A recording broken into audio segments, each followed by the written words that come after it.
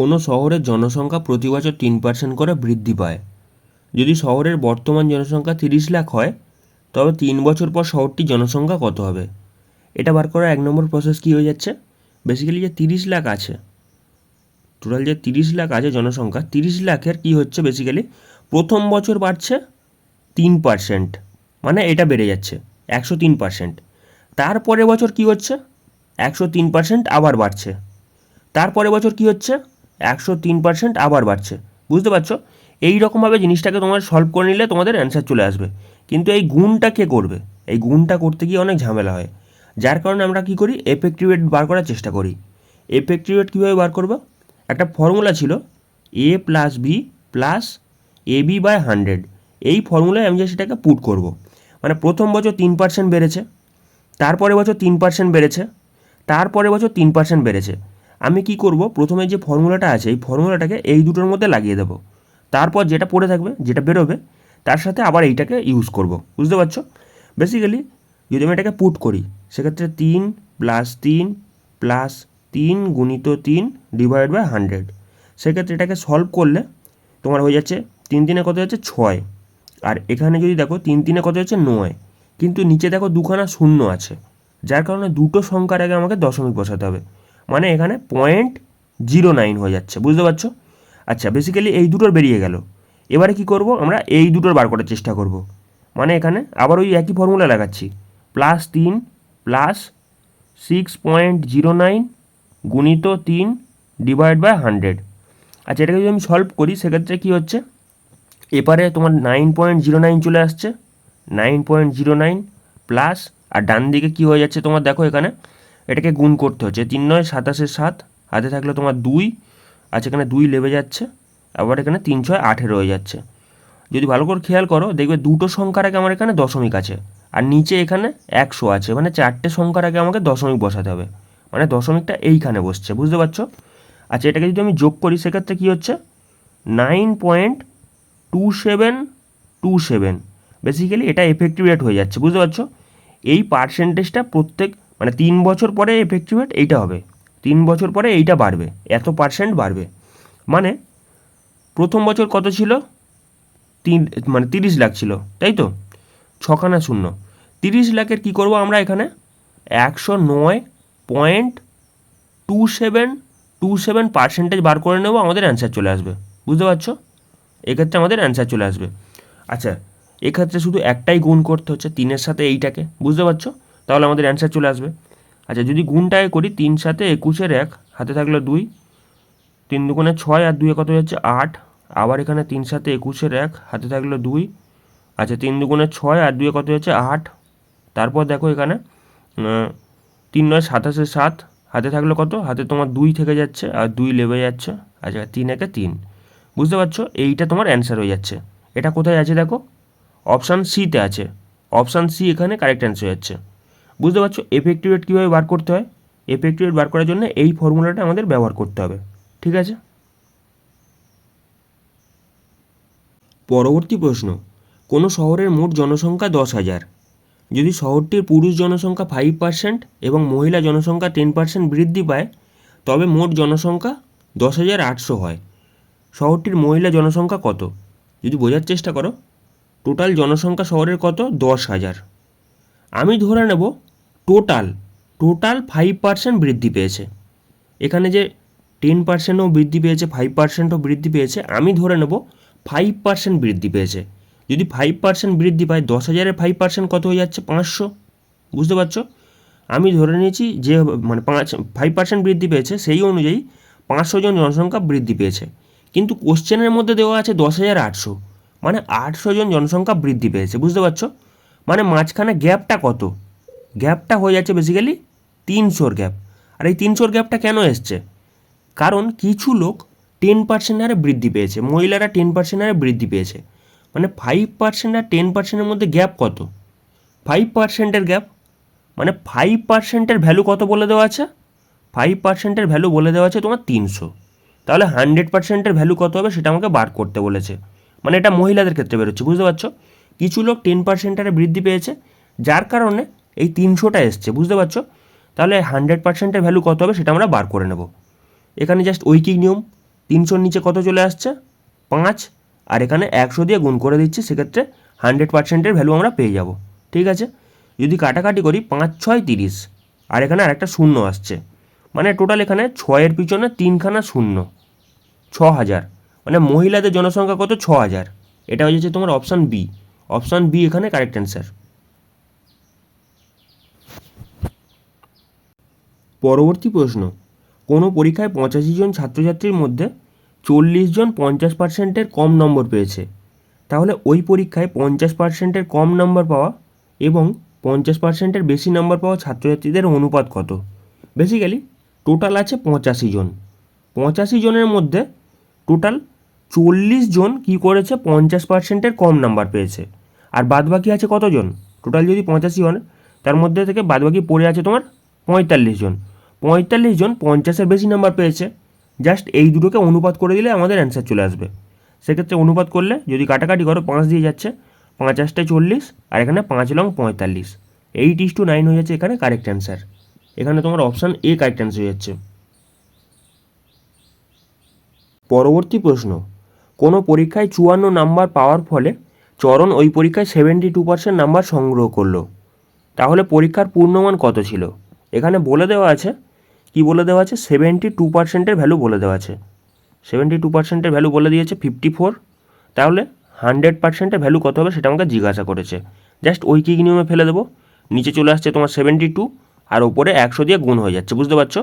সেক্ষেত্রে এটাকে আমি যদি কাটাকাটি করি, সেক্ষেত্রে তোমার 9 দিয়ে যাচ্ছে, 8 লং 72, ওপরে 6 9 54, আবার যদি তুমি 2 দিয়ে কাটো 4 দুগুণে 8, আর ওপরে তোমার 3 দুগুণে 6, আবার যদি 4 দিয়ে এই 100কে কাটো 4 25 100, বুঝতে পারছো? 3 25 কত হয়ে যাচ্ছে 75, মানে পূর্ণমান কত ছিল 75 ছিল। এটা দেখো অপশান এতে আছে, অপশান এ এখানে কারেক্ট অ্যান্সার হচ্ছে। পরবর্তী প্রশ্ন, কোনো নির্বাচনে 2 জন প্রার্থীর মধ্যে বিজয়ী প্রার্থী মোট ভোটের 48% ভোট পেয়েছে, তার বিরোধী প্রার্থী এতটি ভোট পেয়ে মোট ভোটের 34% ভোট সংগ্রহ করেছে। কিছু ভোট বাতিল হয়ে থাকলে বিজয়ী প্রার্থী কত ভোটে জয়ী হয়েছিল এবং কতগুলো ভোট বাতিল হয়েছিল? যদি বোঝার চেষ্টা করো, এখানে বলে দিয়েছে, কি বলে দিয়েছে, 34% যে ভোট পেয়েছে সে কতগুলো ভোট পেয়েছে সেটা বলে দিয়েছে, মানে বিরোধী প্রার্থী এতগুলো ভোট পেয়ে 34% ভোট পেয়েছে, মানে 34-এর ভ্যালু কত বলে দিয়েছে এখানে 6800, এটা বলে দেওয়া আছে।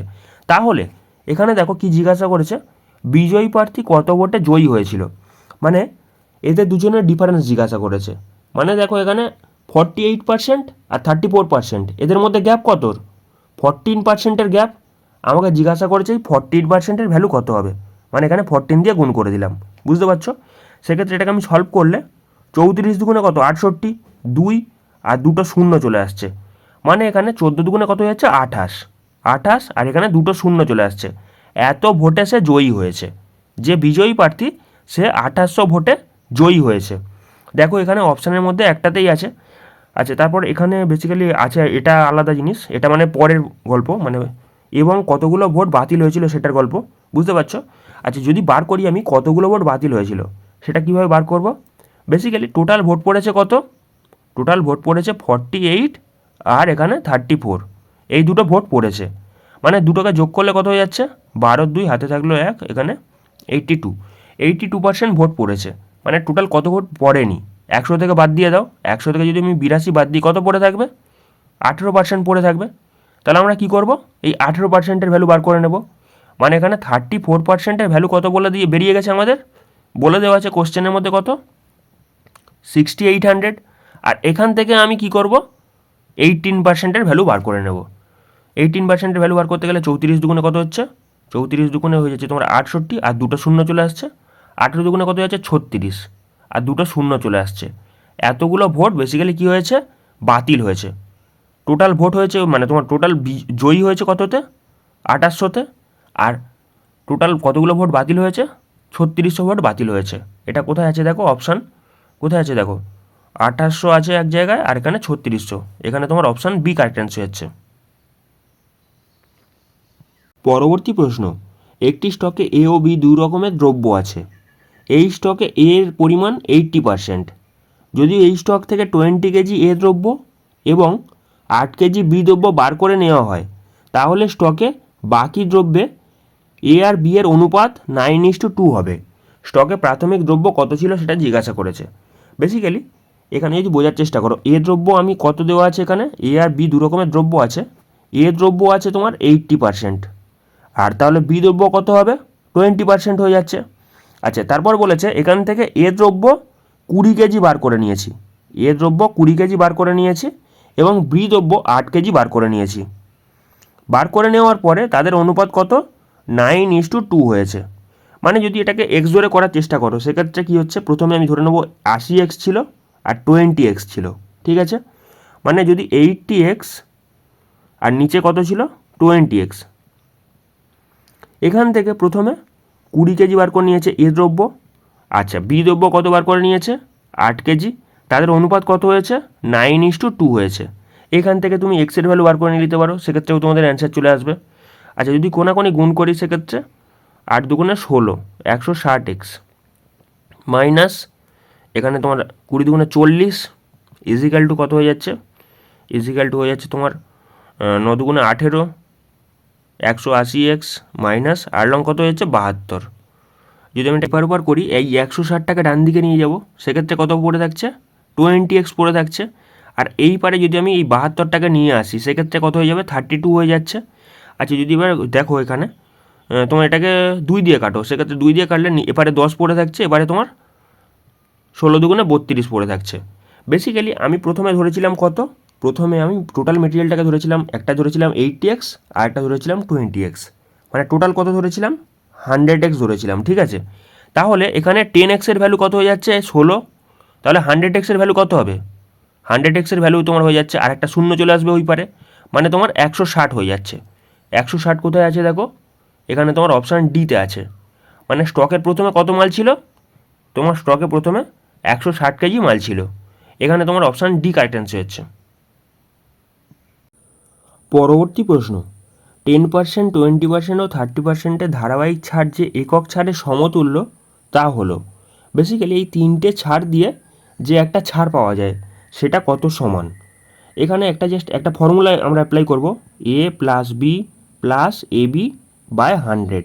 এখানে ছাড়ের কথা বলেছে, যার কারণে কি হচ্ছে, -10, -20 আর -30, বুঝতে পারছো, এই ছাড়গুলো এরকমভাবে চলবে।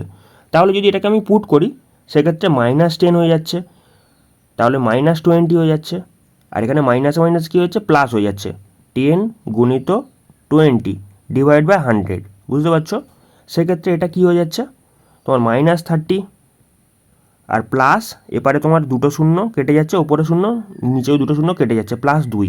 মানে এখানে এটা সমতুল্য কার হয়ে যাচ্ছে, -28-এর সমতুল্য হয়ে যাচ্ছে, ঠিক আছে। প্রথমে এই দুটো বেরিয়ে গেল, আমরা কি করব, তারপর আবার 30-র সাথে এটাকে অ্যাপ্লাই করার চেষ্টা করব, -28 -30, তারপরে মাইনাস মাইনাসে প্লাস হয়ে যাচ্ছে, কত হয়ে যাচ্ছে, 28 গুণিত 30 ডিভাইড বাই 100। সেক্ষেত্রে এটাকে সলভ করলে তোমার এখানে -58 চলে আসছে, প্রথমে -58, আর ডান দিকে কী হচ্ছে, প্লাস। এখানে যদি দেখো 28কে 3 দিয়ে গুণ করো, 3 8 24, 4 হাতে থাকলে কত 2, আর এখানে 3 দুগুণে 6, আর এখানে 7 8 84, আর এখানে দেখো এই একটা শূন্য এই একটা শূন্য কেটে যাচ্ছে, মানে একটা সংখ্যার আগে আমাকে পয়েন্ট বসাতে হবে, মানে পয়েন্টটা এইখানে বসছে, বুঝতে পারছো, পয়েন্টটা এইখানে বসছে।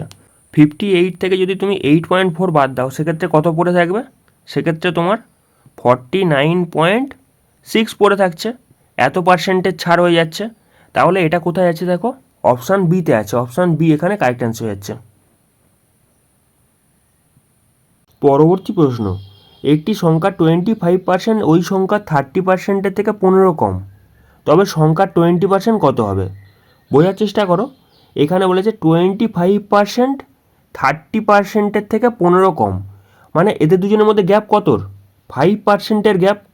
এই 5%-এর ভ্যালু কত বলে দিয়েছে, 15, বুঝতে পারছো, 5%-এর ভ্যালু 15 বলে দিয়েছে। আর আমাকে জিজ্ঞাসা করেছে 20%-এর ভ্যালু কত হবে, বুঝতে পারছো, জাস্ট ঐকিক নিয়ম। এখানে 5%-এর ভ্যালু বলে দিয়েছে 15, তাহলে 1%-এর ভ্যালু কত হবে, 1%-এর ভ্যালু তোমার হয়ে যাচ্ছে 15/5, আর এখানে 20%-এর ভ্যালু কত হবে, 20 দিয়ে গুণ করে দেবো, সেক্ষেত্রে তোমার এটা অ্যান্সার চলে আসবে। যদি কাটাকাটি করি সেক্ষেত্রে কী হচ্ছে, 5 3 15, 3 20 60, 60 হয়ে যাচ্ছে তোমার কারেক্ট অ্যান্সার। এখানে তোমার অপশান বি কারেক্ট অ্যান্সার হচ্ছে।